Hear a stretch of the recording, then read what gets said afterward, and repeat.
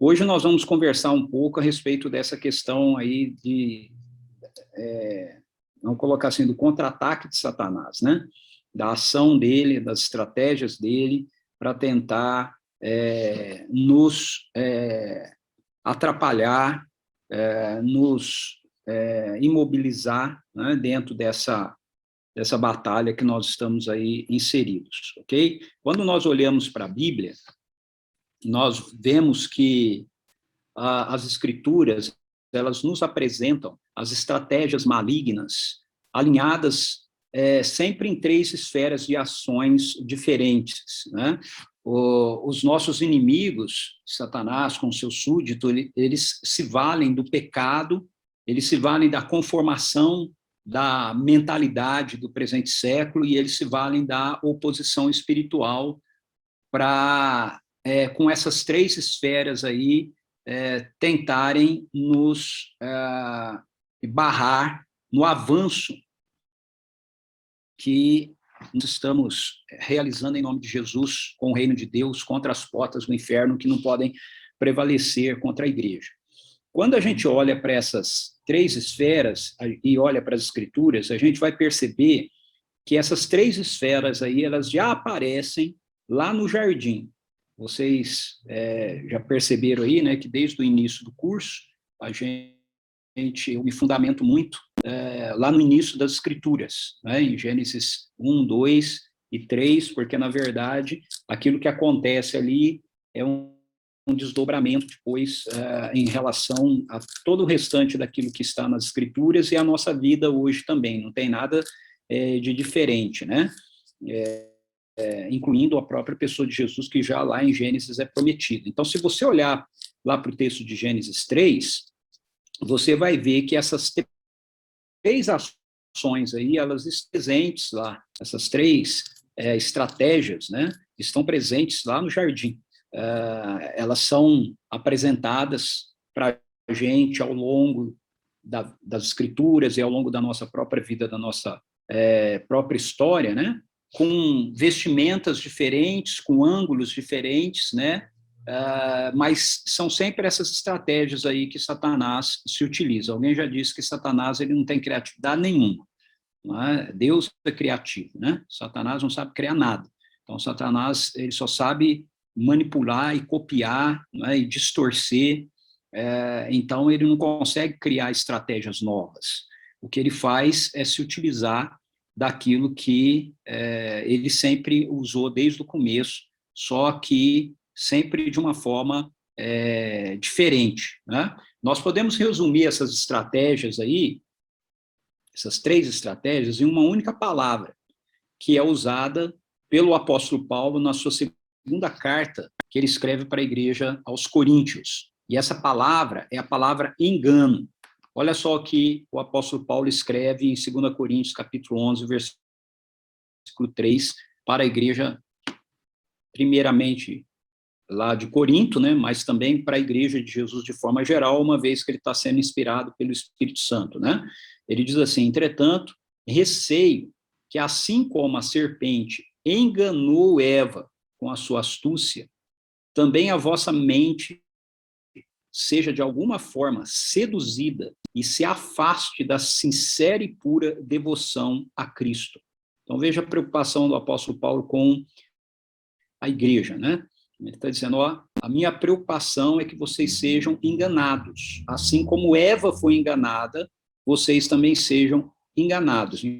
Então, se você abrir a sua Bíblia aí em Gênesis capítulo 3, a gente pode dar uma olhadinha lá no texto e a gente vai ver, observando Gênesis 3, como a astúcia da serpente enganou Eva. O que a serpente fez para enganar Eva? Veja, a primeira coisa que a serpente faz é distorcer o caráter de Deus. Lá no capítulo 3, versículo 1, o texto diz assim, ó, a serpente é o mais astuto de todos os animais dos campos que Yahvé Deus havia feito. E aconteceu que ela questionou com a mulher. Então, foi isso mesmo que Deus falou, vós não podeis comer nenhum dos frutos da árvore do jardim? Então, veja, a primeira abordagem de engano que a serpente usa com a mulher é distorcer o caráter de Deus. Por que eu digo distorcer o caráter de Deus? Porque quando a gente lê Gênesis capítulo 2, a gente vê a descrição da criação do jardim, dizendo que Deus colocou no jardim tudo quanto é tipo de árvores frutíferas. Não é? E ele diz para o ser humano que ele pode desfrutar, ele pode comer de todas as árvores do jardim. Olha lá, Gênesis 2,16. E o Senhor deu a seguinte ordem ao homem: comerás livremente o fruto de qualquer espécie de árvore que está no jardim. Contudo, não comerás da árvore do conhecimento do bem e do mal, porque no dia em que dela comeres, com toda certeza morrerás. Então, na verdade, Gênesis 2 mostra o que para a gente? Gênesis 2 mostra que Deus é generoso, que Deus ele é alguém extremamente bondoso, generoso, ele faz o melhor para a gente. O texto diz que ele planta tudo quanto é espécie de árvores frutíferas no jardim, e ele disponibiliza tudo, qualquer árvore, para o ser humano comer, menos a árvore do conhecimento do bem e do mal. Então, Gênesis 2, ele mostra para a gente o caráter de Deus como um Deus bondoso, um Deus generoso, um Deus que nos dá em abundância, não um Deus mesquinho. E quando a serpente vem falar com Eva, ela distorce o caráter de Deus, ela chega para ela e diz assim, foi assim que Deus disse, não comereis nenhum dos frutos das árvores do jardim? E então, veja, essa postura da serpente com Eva continua sendo assim. Hoje em dia é assim. Deus, através da palavra dele, do mandamento dele, ele nos restringe a coisas que vão nos destruir. E o que Satanás tenta gerar no nosso coração é a ideia de que Deus está nos proibindo de desfrutar da vida. E isso não é verdade. Isso não é verdade. Então, quando Deus diz assim para a gente, ó, que o nosso relacionamento sexual ele deve ser desfrutado dentro de uma relação de aliança entre marido e mulher e tudo mais, ele tá dando para a gente a melhor de todas as experiências. Não há nada melhor do que o sexo. Aqui é todo mundo adulto, então eu vou usar uma expressão assim popular, né? Não há nada melhor do que transar. É maravilhoso isso. E Deus não proibiu a gente de fazer isso. Agora, ele disse como isso deve ser feito. Aí, vem Satanás e traz na mente da gente, no coração da gente, que Deus nos proibiu de desfrutar do prazer. Deus nos proibiu de desfrutar do prazer. Você não pode ter relacionamento sexual. Ele não falou que você não pode ter relacionamento sexual. Ele falou que você deve fazer isso dentro de um contexto que vai ser abençoador para a sua vida. Então, Satanás, ele sempre vem com a mesma estratégia. Ele sempre vem lançando dúvida quanto ao caráter de Deus. Foi isso que Deus disse? Foi assim que Deus disse? Será que ele não está escondendo de você alguma coisa? Segundo, ele mente quanto à verdade de Deus. Porque Deus diz para Adão que ele não deveria comer, vou voltar lá no capítulo 2, verso 17, contudo, não comerás da árvore do conhecimento do bem e do mal, porque no dia em que dela comeres, com toda certeza, morrerás. Aí o que a serpente faz com Eva? Olha lá, capítulo 3, versos 4 e 5. A serpente, então, alegou à mulher, com toda certeza, olha, ela usa a mesma palavra, ó, com toda certeza. Deus diz, Gênesis 2,17, o dia que dela comeres, com toda certeza morrerás. A serpente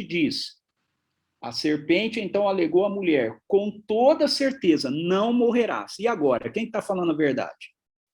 Deus diz, com toda certeza morrerás. A serpente diz, com toda certeza não morrerás. Ora, Deus sabe que no dia em que dele comerdes, os vossos olhos se abrirão e vós, como Deus, sereis conhecedores do bem e do mal. Então, essa é outra abordagem, né, de engano da serpente. Ela mente sobre a verdade de Deus. Isso não é bem assim, né? Não é bem desse jeito. Isso não vai acontecer. Deus disse algo que não é aquilo. Então, aqui a Eva está diante de uma situação. Quem está falando a verdade? Deus está falando a verdade ou o diabo está falando a verdade? A serpente está falando a verdade? Quem está mentindo? Então, a serpente mente sobre a verdade de Deus. E, em terceiro lugar, ela estabelece um novo pensamento sobre a árvore do conhecimento do bem e do mal. Não é? Por quê? Porque Deus disse que essa árvore era uma árvore que traria a morte. Mas aí, com esses argumentos, a Eva passa a olhar para essa árvore como uma árvore que é desejosa para se obter sabedoria ou sagacidade. Né? O verso 6, olha lá. Quando a mulher observou que a árvore realmente parecia agradável, presta atenção, parecia agradável ao paladar, muito atraente aos olhos, além de tudo, desejável para dela se obter sagacidade, tomou do seu fruto, comeu e o deu ao seu marido que estava em sua companhia, e ela igualmente comeu. Então, ela estabelece uma nova forma de se pensar a respeito da árvore do conhecimento do bem e do mal, que era uma árvore que traria a morte, mas ela passa a ser vista como algo que vai trazer conhecimento ou sagacidade. Então, desde dessa situação, a humanidade ela ficou refém de uma cegueira espiritual, de acordo com aquilo que Paulo coloca em 2 Coríntios 4:4. Ele fala, o Deus desse século cegou o entendimento dos incrédulos, para que não vejam a glória de Deus na face de Cristo. Então, ele cegou o entendimento das pessoas. Desde essa situação, onde Eva é enganada pela serpente, a humanidade, de uma forma geral, passa a ter uma cegueira espiritual, uma falta de percepção da realidade, de fato, como ela é. Ok? Então, a maneira que as escrituras apresentam isso para a gente, né, é com a palavra escravidão. Né? O ser humano, ele passou, na verdade, a ser escravo de Satanás por intermédio do pecado, mas ela tem a falsa sensação de que ela está livre e que ela está em busca da liberdade que ela tanto anseia.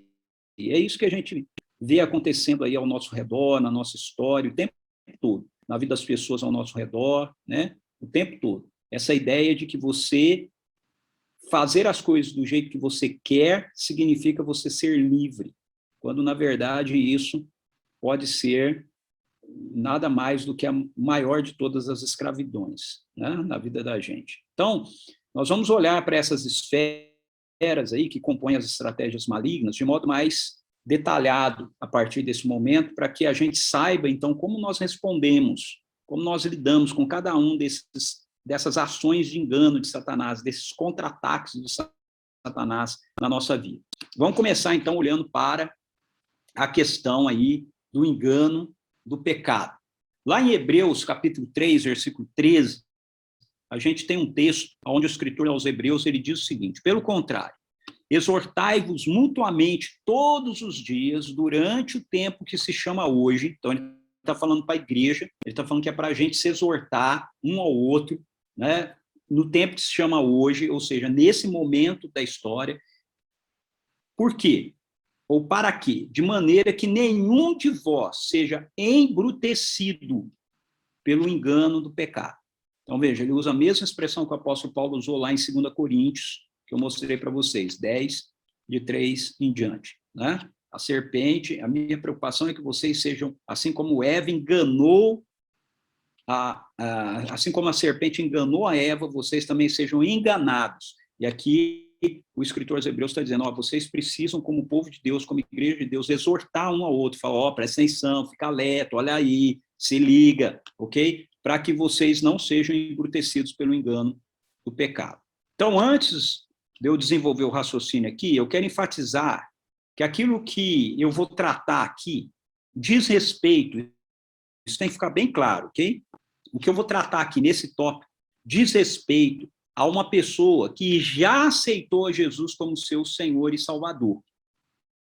Ok? O que eu vou falar aqui não diz respeito a todo mundo, a toda a humanidade, mas diz respeito a toda e qualquer pessoa que afirmar com convicção de que já nasceu de novo, já aceitou Jesus, já entregou a sua vida para Jesus. Ok? Então, não diz respeito a toda a humanidade.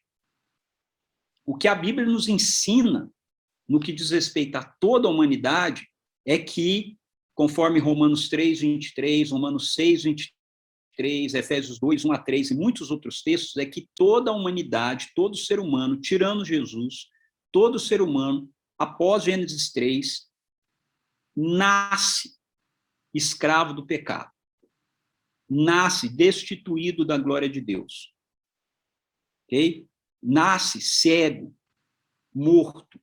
Essa é espiritualmente, essa é a visão que as escrituras nos apresentam da humanidade como um todo. Okay? É isso que a Bíblia nos ensina.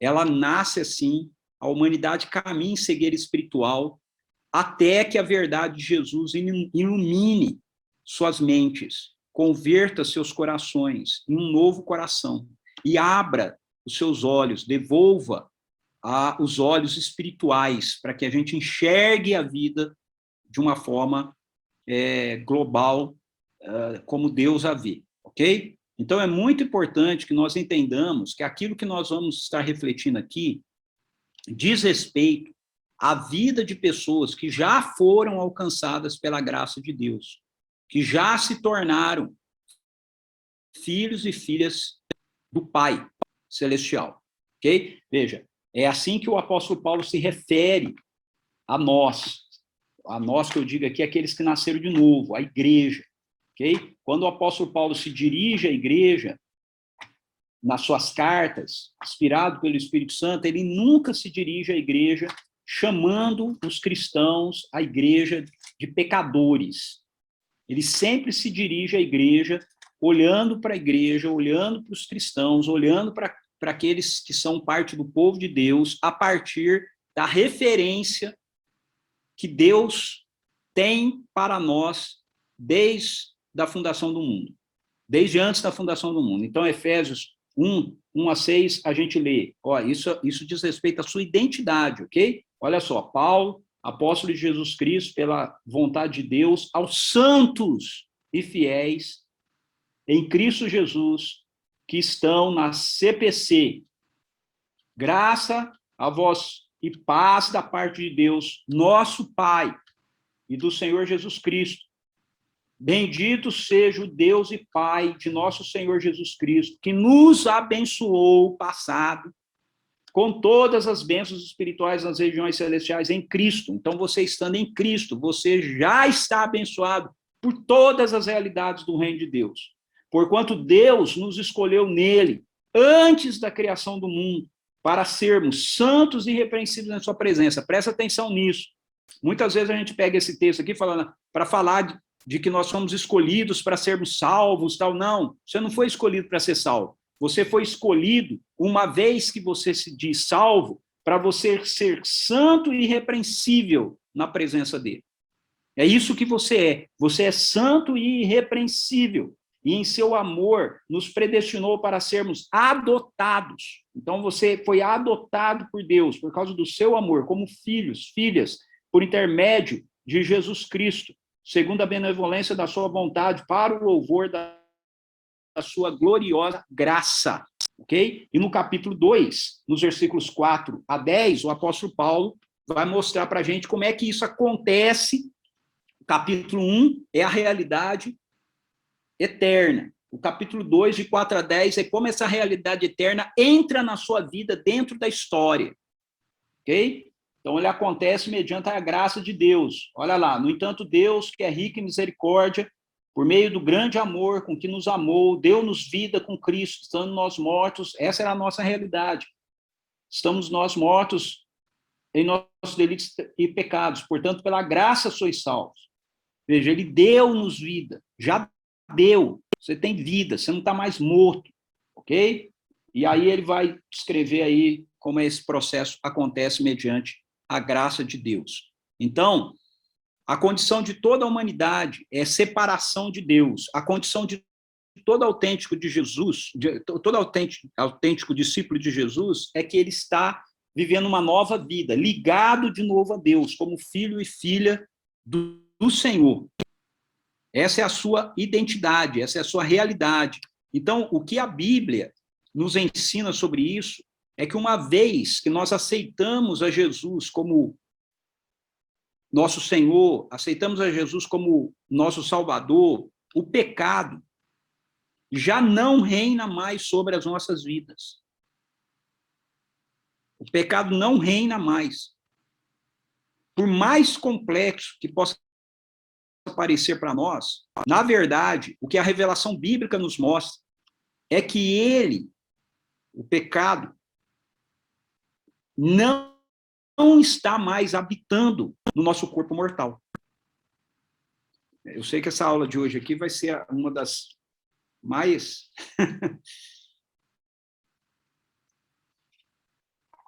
desafiadoras, né? Eu espero que seja a aula mais libertadora, na verdade.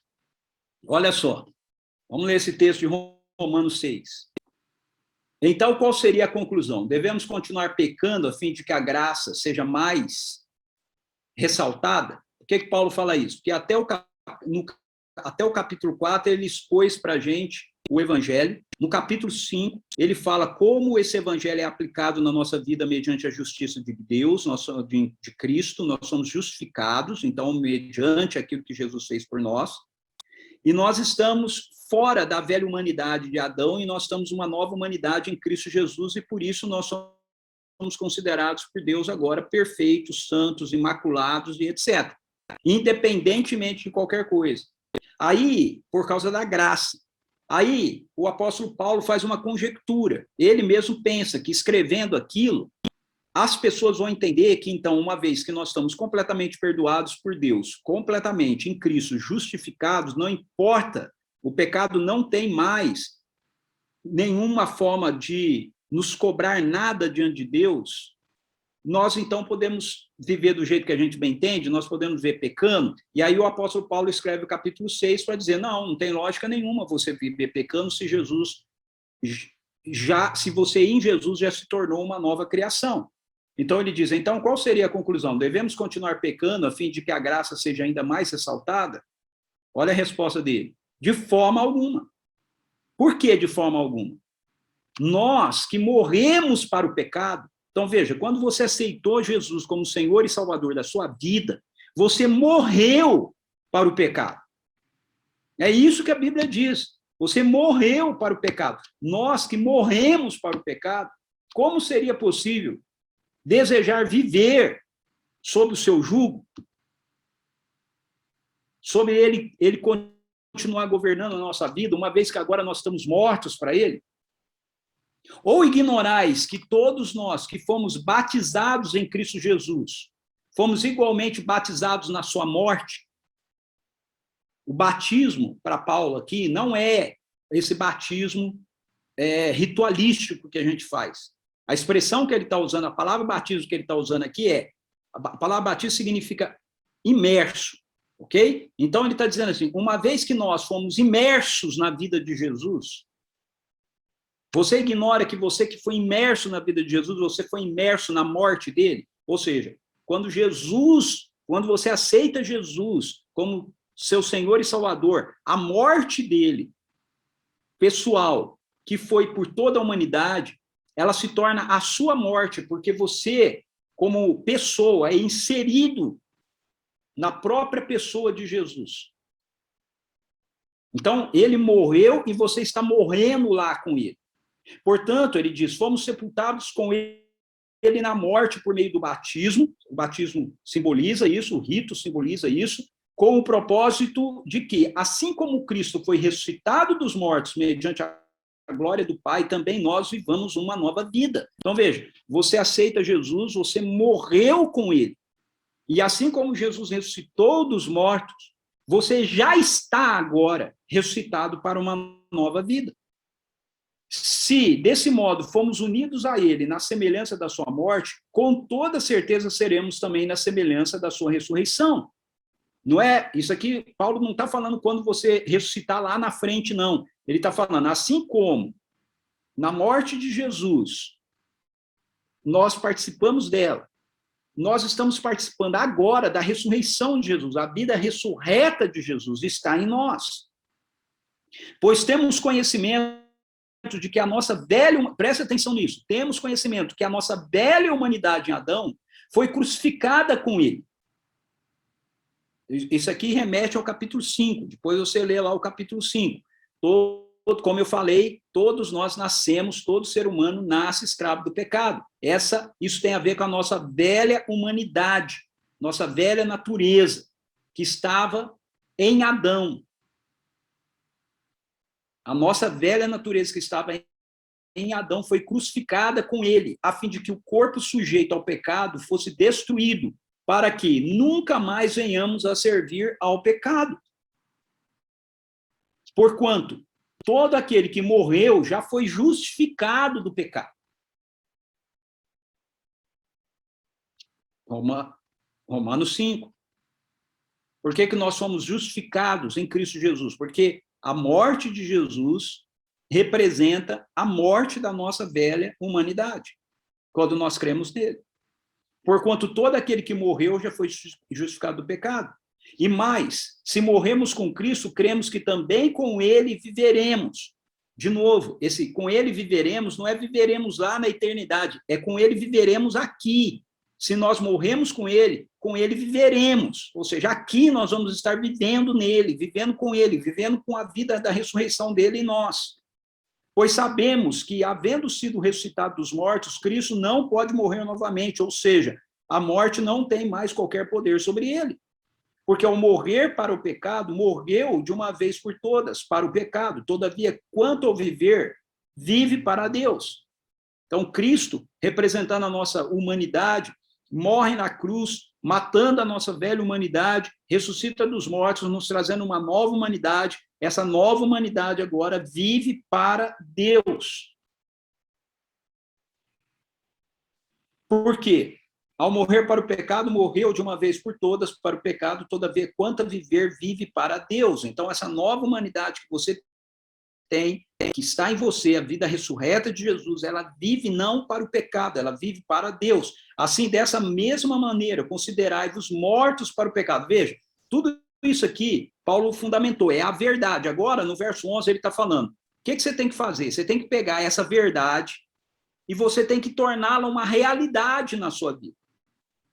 Assim, dessa mesma maneira, considerai-vos, veja, isso é uma postura, uma atitude. Então, se isso é do jeito que ele explicou, a minha resposta é, eu devo me considerar morto para o pecado, mas vivo para Deus em Cristo Jesus. É a verdade que ele acabou de dizer precisa se tornar uma realidade prática na minha vida. Como se torna uma realidade prática? Ele diz, portanto, não permitais que o pecado domine o vosso corpo mortal, forçando-vos a obedecerdes às suas vontades. Então, veja, o pecado ainda está aí, lutando contra você. Mas ele diz, não permitais, ou seja, você não é mais escravo do pecado, você tem domínio sobre ele, você pode enfrentá-lo agora. Antes você não podia, porque você estava morto nos seus delitos e pecados, mas agora você pode, porque você está vivo em Cristo Jesus. Então você tem poder e autoridade para não deixar o pecado dominar você novamente. E ele diz, tampouco entregueis os membros do vosso corpo ao pecado como instrumento de iniquidade, antes consagrai-vos a Deus como ressuscitados, levantados da morte para a vida, e ofereçais os vossos membros do corpo a ele como instrumentos de justiça. Veja, Paulo está falando aqui do nosso corpo físico, certo? A gente oferece nossa mente, nossos olhos, nossos lábios, nossas mãos, nossos pés. A gente oferece agora para Deus, não mais para o pecado. O pecado vai vir requerer isso da gente. A gente diz, não vou mais fazer assim, não vou mais agir assim. Antes eu respondia com violência, não respondo mais com violência. Antes eu agia de tal maneira, não ajo mais assim. Paulo está dizendo que você e eu, todo discípulo de Jesus, todo cristão, tem poder para enfrentar o pecado. Porquanto o pecado, olha esse verso 14, como ele é claro. Porquanto o pecado não poderá exercer domínio sobre vós, pois não estáis debaixo da lei, mas debaixo da graça. Então, a graça, presta bastante atenção nisso. A graça não é uma licença para você viver em pecado. A graça é uma licença para você ter vitória contra o pecado. A graça é uma licença para você viver como Jesus vive. Esse é o começo de Romanos 6. Bom, eu recebi a graça, então agora eu posso pecar à vontade, porque por causa da graça Deus vai me perdoar sempre. Paulo diz, não, a graça, ele termina o verso 14 dizendo isso, a graça te dá condições do pecado não exercer mais domínio sobre você. A graça é o poder ativo de Deus que te dá condição agora de viver uma vida triunfante sobre o pecado. Então, em Romanos 6, nós somos instruídos pela palavra de Deus, por intermédio do apóstolo Paulo, que está sendo inspirado pelo Espírito Santo, sobre o fato de que a justificação que a gente recebeu em Jesus nos colocou em uma nova condição para com a realidade do pecado na nossa vida. O pecado não é mais senhor da nossa vida. Nós não somos mais escravos dele. Nós podemos enfrentá-lo e nós podemos ter domínio sobre ele. Nós já não somos mais seus servos. Ele já não tem mais domínio sobre a nossa vida.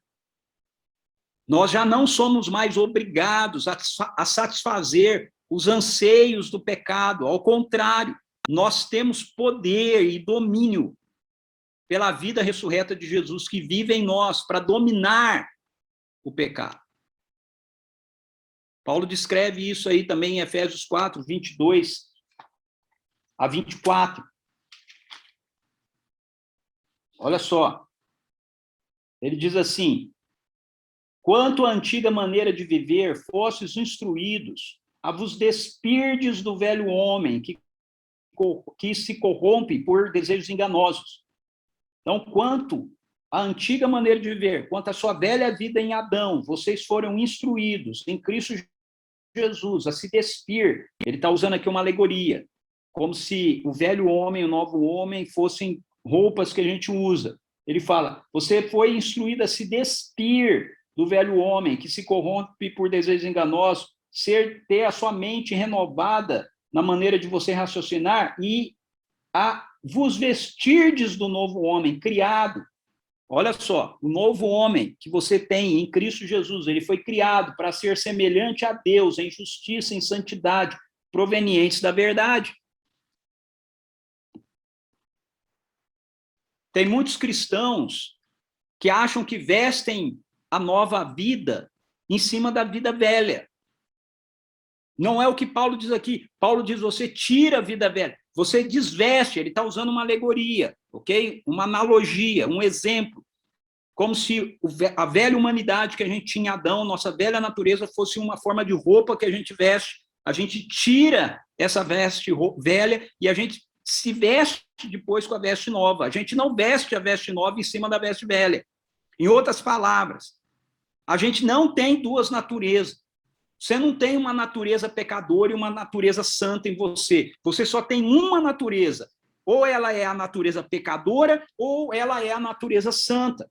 Você não pode se vestir da natureza santa em cima da natureza pecadora. Você tem que se desvestir da sua velha identidade em Adão para se vestir da nova identidade em Jesus.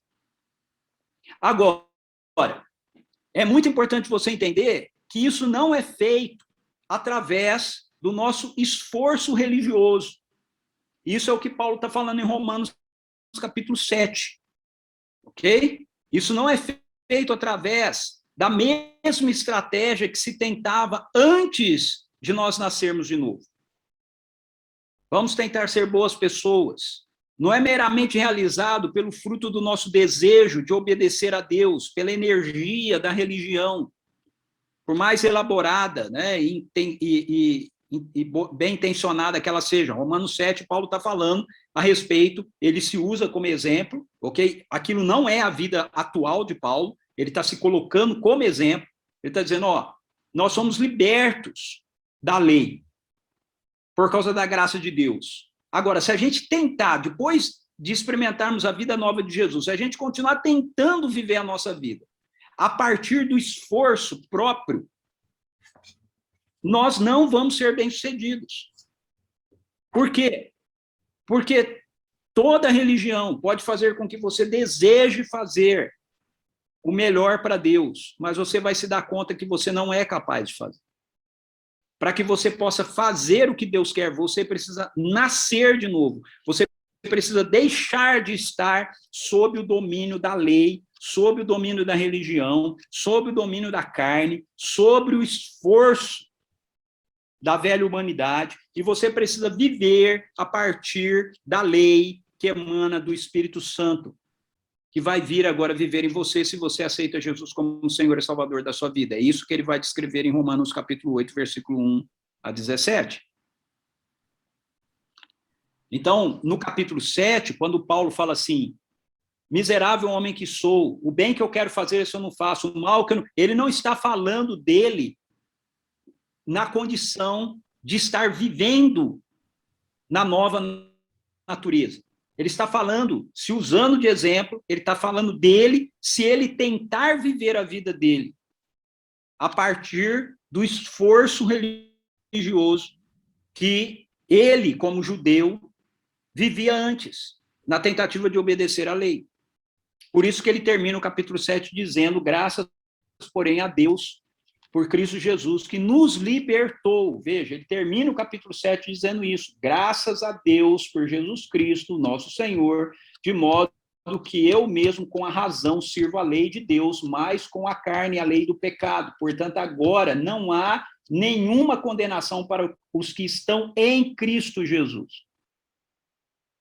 Ou seja, graças a Deus por Cristo Jesus, porque em Cristo Jesus você é tirado dessa situação de tentar servir a Deus pelo esforço da sua carne. Você vai passar a servir a Deus a partir do poder do Espírito que opera em você. E aí é só você ler o capítulo 8 de Romanos que ele vai explicar isso para você de uma forma bem clara.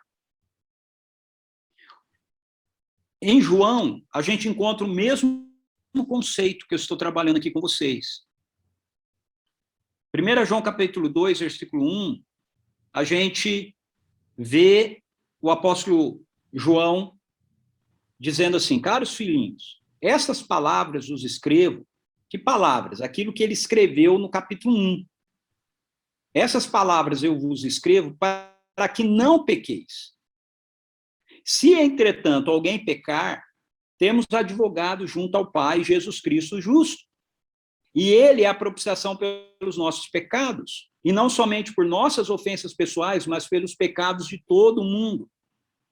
Então, vamos observar algumas coisas nesse texto. Observe que o apóstolo João, ele diz que ele escreveu, ou seja, aquilo que ele falou no capítulo 1, ele escreveu para que não pecássemos. Não, eu escrevi para que vocês não pequeis. A ordem da língua grega é essa mesma. É não pequem. Ela é bem enfática.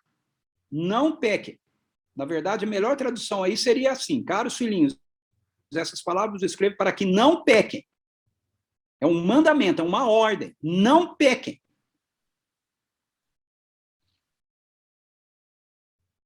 Aí ele diz, Se, entretanto, alguém pecar. Então, veja, ele está falando que ele escreveu para que a gente não peque, se a gente pecar. Não quando a gente pecar. Prestou atenção? Se alguém pecar. Não quando alguém pecar. Ou seja, o pecado, na vida daqueles que nasceram de novo, não é mais visto como uma norma para suas vidas. João tem o mesmo ensino de Paulo. O pecado não é mais visto como uma norma para a vida dos cristãos. Não é quando. Se fosse quando, é uma questão de tempo. É um se, é uma condicional. Se acontecer de vocês pecarem. E ele ainda coloca assim, para dar mais ênfase. Se, entretanto, a gente sempre brincava, né? Às vezes, dizendo, se, entretanto, contudo, todavia, a gente ia falar alguma coisa, é isso que João está falando, se, entretanto, contudo, todavia, alguém pecar. Por quê? Porque a ordem de João, a convicção de João, é que aquilo que ele escreveu anteriormente vai fazer com que a gente não peque. Vai fazer com que a gente não tenha uma vida derrotada pelo pecado. Portanto, eu insisto, diferentemente do que muitas vezes nos foi ensinado, nós não estamos em uma luta contra duas naturezas internas que existem em nós. Uma que é boa e outra que é má. Você foi salvo, mas você continua sendo pecador.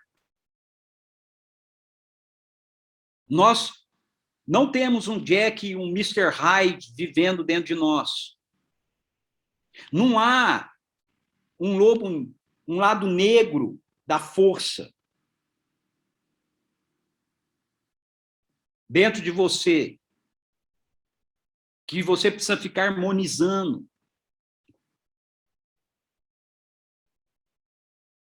Ou, se você preferir um outro exemplo, não existe um lobo bom e um lobo mau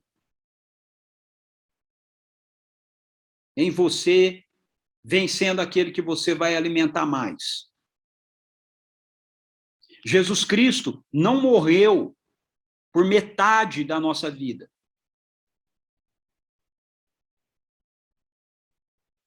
Ele não nos salvou pela metade. Ele não salvou uma parte da gente e outra não. Nós precisamos compreender tudo isso. Por quê? Porque somente assim nós vamos conseguir entender e lidar com a primeira estratégia de Satanás, que é o engano do pecado. Veja, o pecado não habita mais na sua natureza. Se você nasceu de novo, você tem uma nova natureza. Essa nova natureza, o pecado que residia em você foi tirado de dentro de você, o Espírito Santo passou a viver aí no lugar dele. Mas aí você vai dizer assim, mas Ricardo, como é que fica então? Porque eu peco. Quer dizer então que eu não sou salvo? Não, não quer dizer que você não é salvo, porque João disse aí, se entretanto alguém pecar. Então veja, embora o pecado não seja parte da sua, da minha nova natureza, ele ainda é uma realidade contra a qual nós temos que lutar. Por quê? Porque ele continua tendo acesso à nossa natureza, através do que a palavra de Deus chama de carne, que ainda está inserida em nós. A carne, de acordo com Paulo, é uma postura, ok? Que nós experimentamos por causa da realidade da queda, que está presente, mesmo nós tendo uma nova natureza. Talvez uma das confusões que gere é que muitas vezes a gente ouve ensinos onde a carne é apresentada para a gente como se ela fosse a nossa antiga natureza em Adão. Não é. Ok? Não é. A carne é uma realidade com a qual eu e você, como seres humanos, continuamos lidando. Por quê? Porque nós somos criados com essa realidade, para que ela fosse inclinada para Deus.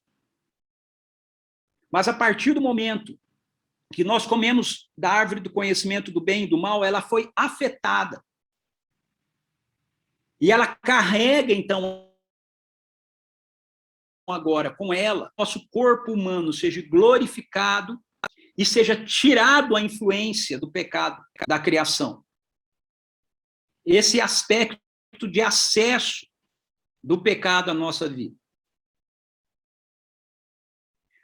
O apóstolo Paulo nos diz que essa carne que a gente tem como cristãos que nascemos de novo, ela está crucificada. Ou seja, ela está morta, mas ela não está ainda, ou talvez a gente pudesse usar uma outra palavra aqui, né? Mortificada, ok? Mas ela não está ainda extinta. É que nem essa explicação que eu dei para vocês sobre a batalha espiritual. A guerra está ganha, mas ela não acabou. A carne foi derrotada, mas ela não foi extinta. Ainda. Por quê? Porque nós ainda carregamos o nosso corpo mortal. Ela ainda faz parte, nosso corpo mortal soma, ok? Nosso corpo humano. Não nossa natureza humana, nosso corpo humano. Ela ainda, então, faz parte da nossa vida. E é através dela que Satanás ele tem acesso a nós com o engano do pecado. É isso que o apóstolo Paulo ele descreve para a gente em Gálatas, capítulo 5, versículo 16 a 26. Que é um texto bastante conhecido, né?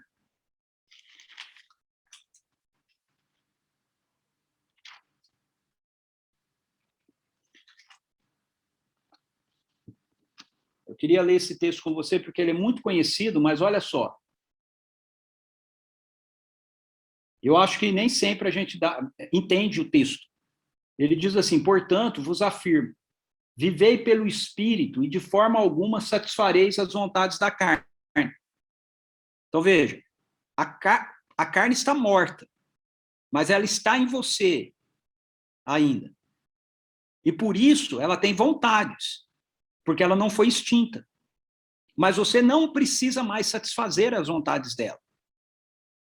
Por quê? Porque ela está crucificada. Ok? Ela não tem mais domínio, não deve ter mais domínio sobre você, a não ser que você satisfaça, se incline para satisfazer os desejos dela. Porquanto a carne luta contra o espírito e o espírito contra a carne. Eles se opõem um ao outro, de modo que não conseguis fazer o que quereis.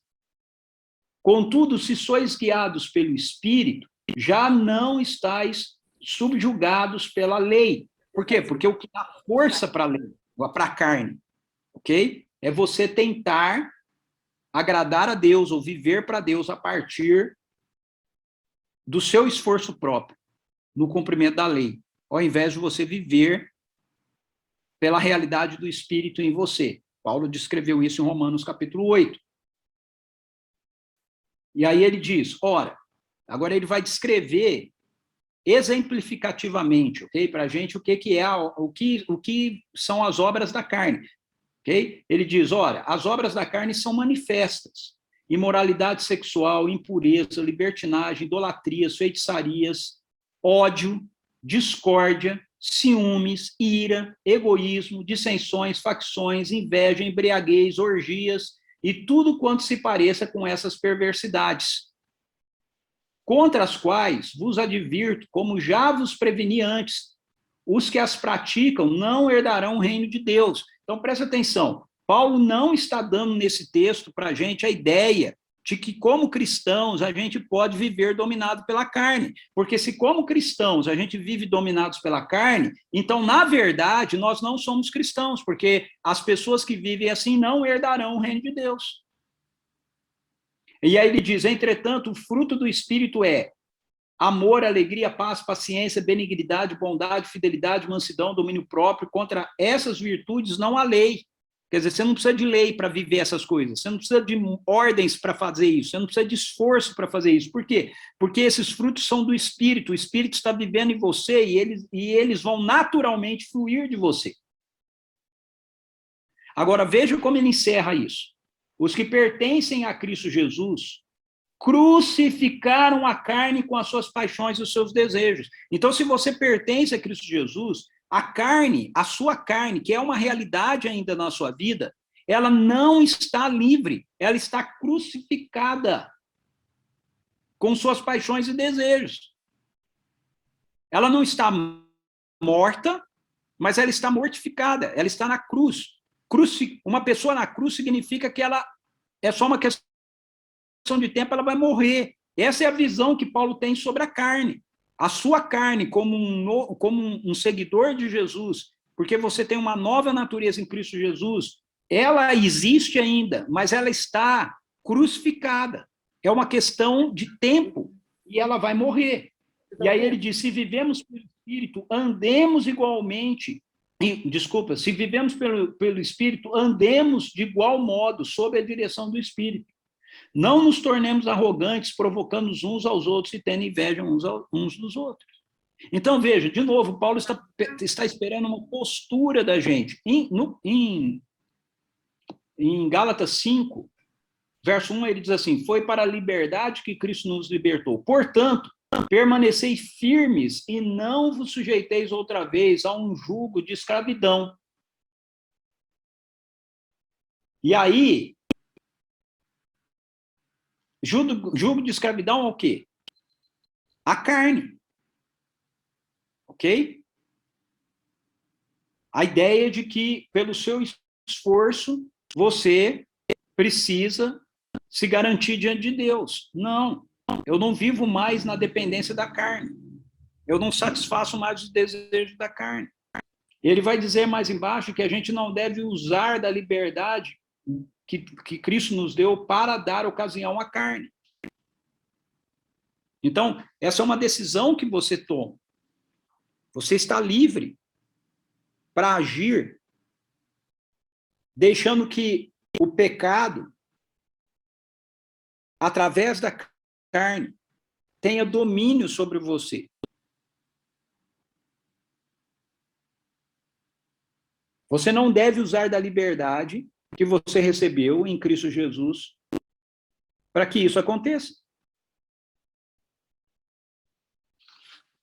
Satanás, ele sabe que ele não pode explicitamente apresentar a nós uma condição de pecado, porque se ele fizer isso, nós vamos automaticamente rejeitar se a gente nasceu de novo. Então, o que ele faz? Ele joga com a sua astúcia, ele joga com as suas mentiras, esperando uma boa ocasião para nos enganar e nos enredar novamente com o pecado. Por isso o apóstolo Pedro diz, sede sensatos e vigilantes, o diabo, vosso inimigo, anda ao redor como um leão rugindo e procurando a quem possa devorar. Todo engano do pecado começa com uma tentação. Por isso Tiago, ele diz assim, entretanto, ninguém ao ser tentado deverá dizer, estou sendo tentado por Deus. Deus não tenta ninguém. Deus não pode ser tentado pelo mal e a nenhuma pessoa tenta. Agora, ele também não diz que nós somos tentados pelo diabo. Olha o que ele diz. Cada um, porém, é tentado pelo próprio mau desejo, sendo por esse iludido e arrastado. Em seguida, Esse desejo, tendo concebido, faz nascer o pecado, e o pecado, após ter se consumado, gera a morte. Vamos considerar aqui alguns pontos importantes desse texto. Quero te mostrar algumas coisas nele importantes. Primeiro, o texto diz que não é Deus quem nos tenta. Isso é importante. Por quê? Porque se não é Deus quem nos tenta, então não é tudo que acontece nas nossas vidas que está de acordo com a vontade de Deus, certo? Às vezes a gente comete um pecado e tal, e a gente fala assim, mas Deus é soberano. Se ele não quisesse, isso não teria acontecido. Mentira. Mentira, ele não queria que acontecesse. Deus não queria que Caim matasse Abel, mas Caim matou Abel. Deus fala para Caim, o pecado está à porta, te cumpre dominá-lo. Deus não queria que o povo pecasse no deserto, mas Moisés subiu lá no monte Horebe e o povo fez um bezerro de ouro. Deus disse para Moisés, desce que o povo que já pecou lá embaixo. Então a gente tem que parar com esse negócio, ficar jogando nas costas de Deus tudo que acontece, porque não é verdade. Segundo, o texto diz que cada um é tentado pelo mau desejo. Mau desejo é a palavra grega. A palavra grega aí para mau desejo é a mesma palavra para cobiça. Os nossos desejos, eles foram colocados em nós para que eles fossem canalizados em resposta a Deus. Veja, por que você tem desejos? Você tem desejos porque Deus criou você para que você o desejasse. Então não tem como você não ter desejo. Porque Deus criou você para desejá-lo. O desejo é algo que Deus colocou em nós para ser derramado primariamente para Ele. Se o nosso desejo é derramado para Ele, então se derrama a partir dele para as outras coisas, sempre da maneira correta. Então são bons desejos. Mas se o nosso desejo se desvia dele, ele se torna um mau desejo.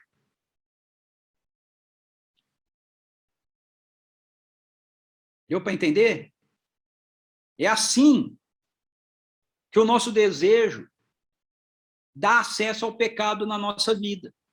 Ou seja, quando a gente desvia o desejo que a gente deveria estar dando a Deus para qualquer outra coisa, o que acontece com Eva, Eva desvia o desejo dela para a árvore, vendo a árvore do conhecimento do bem e do mal, vendo que ela era desejosa aos olhos.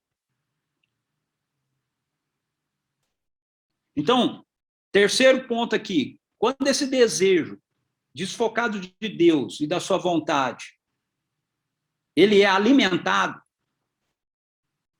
então o pecado nasce. Então, veja, você não peca só porque o seu desejo foi desviado de Deus.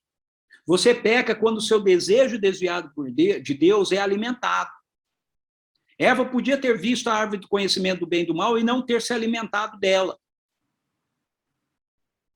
O problema não foi ela ver a árvore e achar que ela era desejosa aos olhos. O problema foi que ela se alimentou da árvore. É a mesma coisa com a gente. Pense comigo. Olha o que o texto, olha como o texto diz. Em seguida, esse desejo, tendo concebido, faz nascer o pecado. Se o pecado nasce, é porque ele não existia antes. Faz sentido? Então, esse texto ele está sendo dirigido a cristãos. Por quê? Porque quando você nasceu de novo, o pecado deixou de fazer parte da sua natureza. Ele não faz mais parte de quem você é. Por isso, ele tem que nascer de novo em você.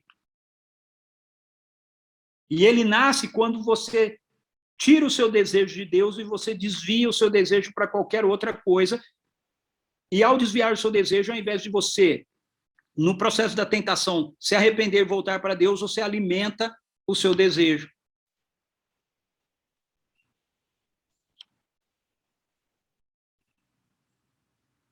É por isso que em Hebreus 12:1, você vai ser exortado a se desembaraçar de todo peso e pecado que nos assedia, ou que nos enreda. Ou seja, se é para desembaraçar, é algo que não está na sua natureza. Você não pode se desembaraçar de algo que faz parte de você. Você se desembaraça de coisas que não fazem parte de você. Então, quando esse processo acontece, é que Satanás entra com o engano do pecado. O que Satanás vai tentar fazer quando você alimenta o desejo de forma errada, ao invés de você desviá-lo novamente para Deus, ou você o alimenta fora de Deus, é tentar convencer você que esse desejo que você teve, ele faz parte da sua natureza. E por isso você continua carregando dentro de você duas naturezas. Que mesmo você tendo aceitado Jesus, você continua sendo um pecador quanto à sua identidade. Portanto, você não pode, você pecou, agora você vai se aproximar de Deus, você está em pecado. Lembre-se, Satanás é um acusador. Ele vai gerar dúvida. Ele vai gerar medo, ele vai gerar vergonha nos nossos corações. Foi o que ele fez lá no jardim. Os seres humanos se esconderam de Deus. Por quê? Porque o desejo de Satanás, o alvo de Satanás, é nos desviar do único que pode nos socorrer e nos dar vitória contra o pecado, que é Deus.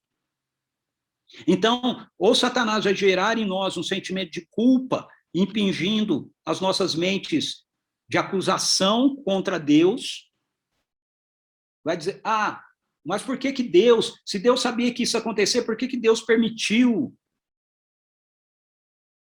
Ou ele vai gerar vergonha na gente, nos convencendo que agora que a gente errou, a gente primeiro precisa consertar os nossos erros, nos esforçarmos para então a gente poder chegar diante de Deus. Então a maneira de Satanás fazer isso é sempre questionando o que Deus nos disse, nos levando a reformular o que ele falou. Quando a gente faz isso, quando a gente reformula o que Deus falou, nós somos enganados. Quando a gente começa a considerar, dizendo assim, não foi bem assim, não é bem desse jeito, não, isso era assim lá, para mim não é bem assim. Foi aí que Eva perdeu para Satanás. Foi quando, ao invés dela virar para Satanás e dizer para ele assim, não, Deus disse que nós podemos comer de todas as árvores do jardim, só dessa aqui que a gente não deve comer. Ela respondeu para ele, nós podemos comer todas as árvores do jardim, mas dessa aqui nós não devemos nem tocar. Deus não disse que não deveria tocar. Eles deveriam tocar, eles tinham que cuidar da árvore. A maneira, portanto, que as Escrituras nos ensinam a lidar com essa estratégia maligna contra as nossas vidas é permanecendo firmes na fé.